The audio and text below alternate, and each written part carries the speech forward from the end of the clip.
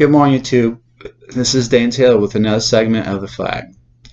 First, I want to wish all the veterans who have been serving, who are serving, or have served in the past, a happy Veterans Day. Today's segment deals with the national anthem and the flag, as always is. I have a few questions for you all. Do you all know the national anthem? The song? Do you know it in its entirety? Do you know who penned it, who wrote it? Who wrote the poem? The song has been sung at many stadiums across the United States of America before football games and basketball games. Reason being is because for the land of the free and the home of the brave has a question mark at the end. Is there more to this poem? Let's go ahead and find out. I'm going to read the whole poem in its entirety.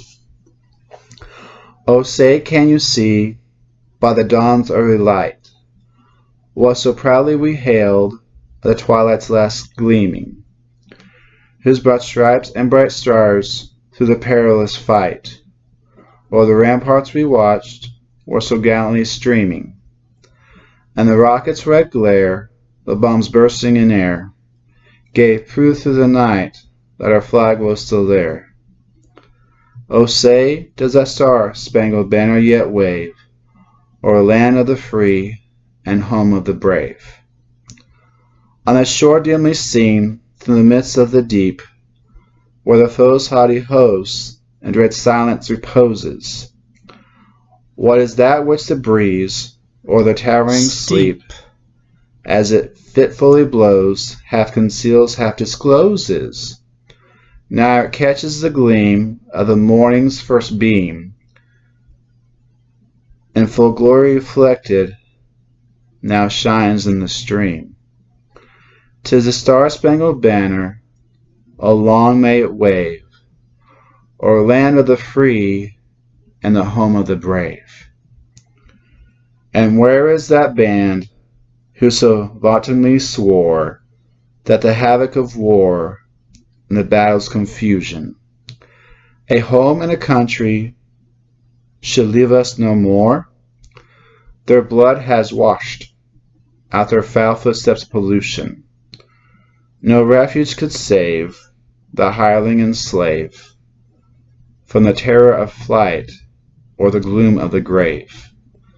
And the star-spangled banner in triumph doth wave o'er land of the free and the home of the brave. And thus be it ever when free men shall stand between their loved home and the war's desolation.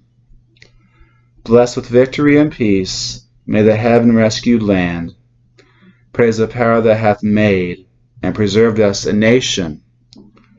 Then conquer we must, when our cause it is just, and this be our motto, and God is our trust. And the star-spangled banner in triumph shall wave o'er land of the free and the home of the brave. Did you get that? And God is our trust. Francis Scott Key, a lawyer, a poet, and amateur writer, wrote this poem during the War of 1812. In more detail, it says that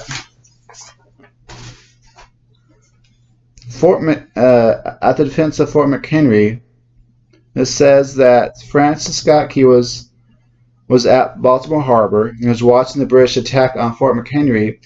He wondered if Fort McHenry would surrender to the British attacks the next day on September 15th. The next morning, at the beginning of light, Francis Scott Key noticed that the flag was still standing. This flag was still standing. By what? By what power? What does this mean?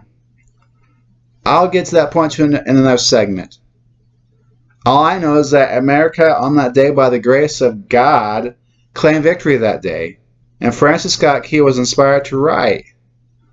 I, too, Dan Taylor, am a poet, and I have written a 4-stanza poem, 32 long lines, just like Francis Scott Key, about our nation's flag. Now this poem is about the colors of the flag. Why our forefathers chose blue, red, and white. At the beginning, our forefathers didn't know the reasons why, but later on in the 1900s, the House of Representatives came up with an answer. And those reasons are on another YouTube channel. And you can find these answers on usaflag.org. So, my fellow Americans, the only thing I can say is this, is that Francis Scott Key was inspired by the Holy Spirit to write that poem.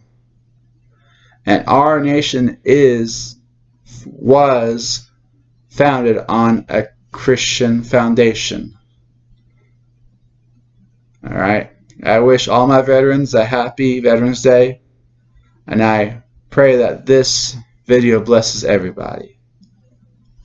Amen.